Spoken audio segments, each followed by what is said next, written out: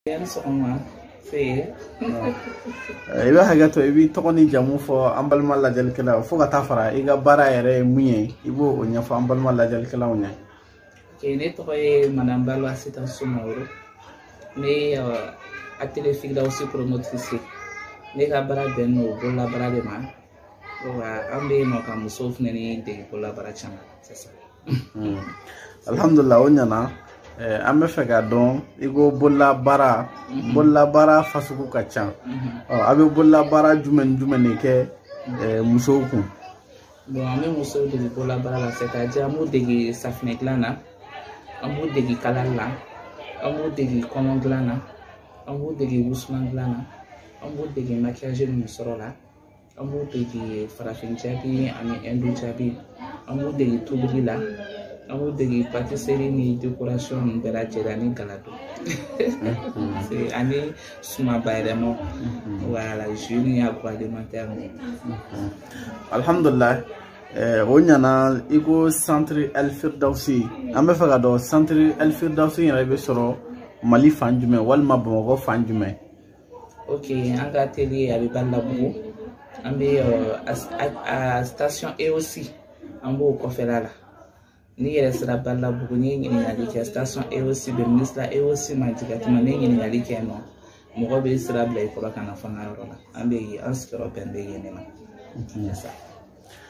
an bɛ fɛ ka dɔn I ka baara in kɔnɔna la I sera ka mɔgɔ hakɛ joli le former baara in kɔnɔna la. Bon ka taa 2019 la kana bila 2022 la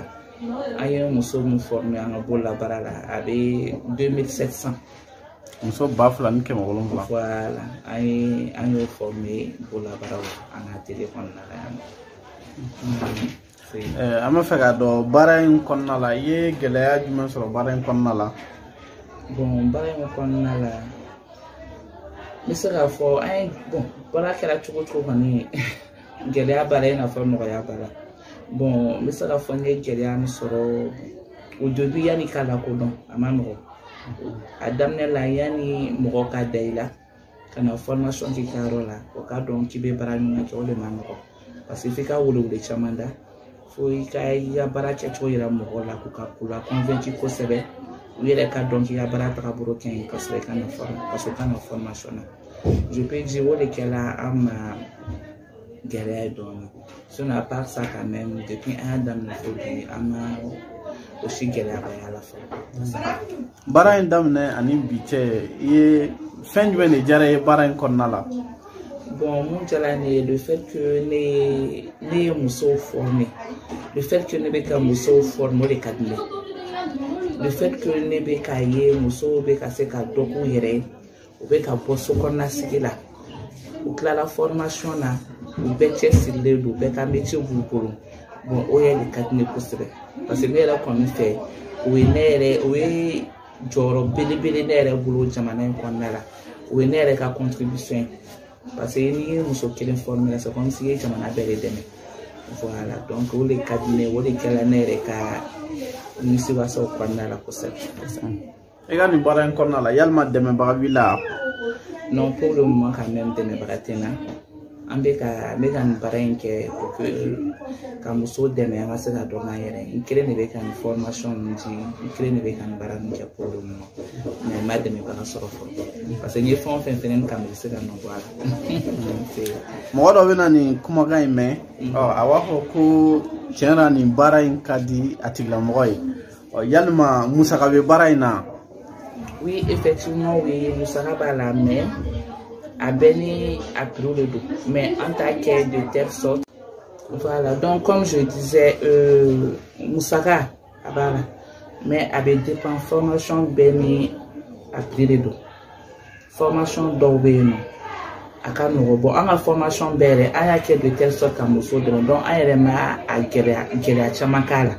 I n'a fɔ safinɛ dilan filɛ nin ye an bɛ mɔgɔw kalan na tile 3 kɔnɔ 1000. Bon n'u ye sen ɲɛgɛn ni farafin jabi ni endo jabi ninnu ale musaka bɛɛ bɛ bɛn 800 dɔrɔn de ma a formation mun bɛ bɛn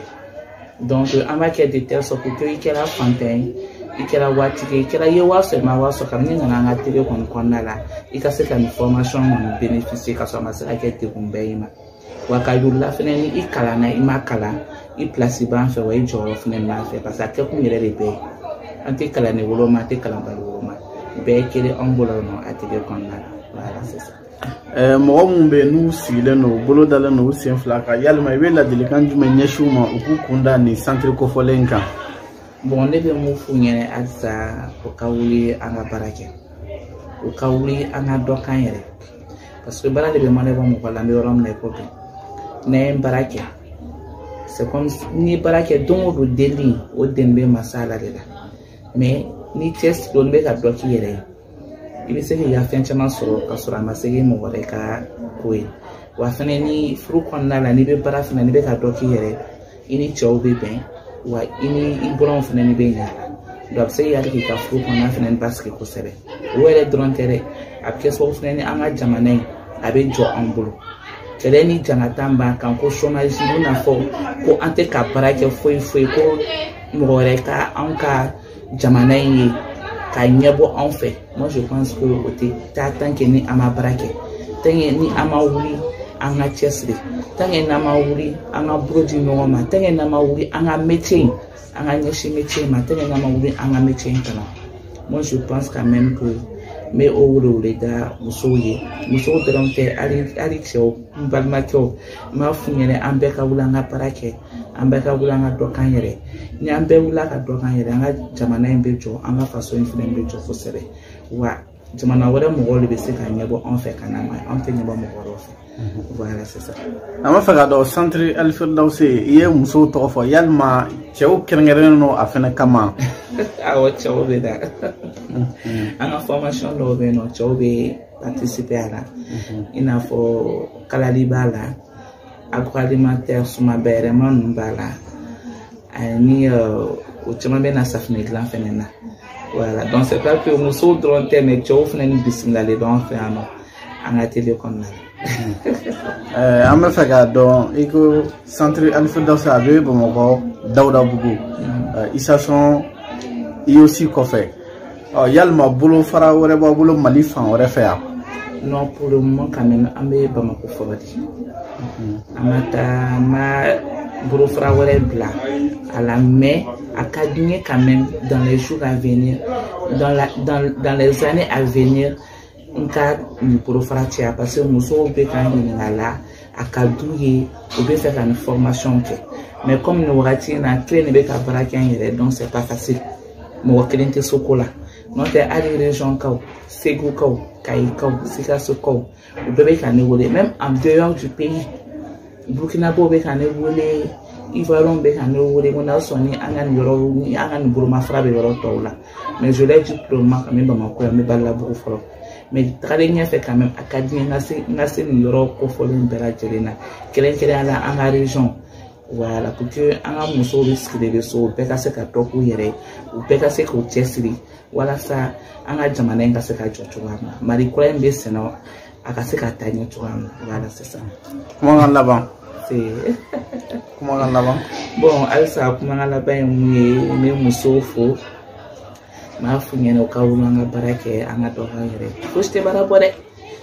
don o don ni diya a tɛ laban an ka wuli an ka cɛsiri u ka dɔn ko yɔrɔ dɔ bɛ Bamakɔ kɔnɔna la yan nɔ o yɔrɔ kɔni an bɛ musow bɛɛ ta ko I kalanna o I ma kalan k'i tɛ se ka na yan kɔni n'i nana kɔni i ka a jinɛso bɛ sɔrɔ yan nɔ donc u ka wuli u ka na atelier Firdausi la u ka na métier kalan wa an ka métier si kun kalan man jan ka daminɛ tile 3 la dɔrɔn ka taa donc bɛɛ ka na métier kalan walasa an bɛɛ ka se ka dɔ k'an yɛrɛ an ka wuli an ka cɛsiri an ka wuli an ka baara kɛ walasa an ka jamana in ka jɔ an ka faso an ka Maliba a ka taa ɲɛ an ka Mali kura min bɛ sɛnɛ o fana ka taa ɲɛ voilà c'est ça o de bɛ n bolo ka lase musow ma. Alhamdulillah an bɛ fɔ dante foli min na yan'an ka bɔ kuma la formation ninnu bannen kɔfɛ yalima diplôme bɛ ta ka di formation kɛlaw ma. oui n'u tilala an bɛ attestation d'u ma ni an ka fɔ ni kɛra ni nana formation na ni tilala an bɛ I bila test la mais attestation di ma tɛnɛ ko parce que tilala dɛ I nana baara min kalan kɛ an b'i bila I ko test kɛ an b'i bila I k'o kɛ anw yɛrɛ ɲɛna I ka dilan anw yɛrɛ ɲɛna n'a ɲɛna le yɔrɔ na sisan an bɛ sɔn attestation bɔ ka d'i ma k'a yirila k'i ka baara ɲɛna donc I ni attestation in ka kan donc an b'o d'i ma walasa I ka se ka taa n'o ye cogoya min na.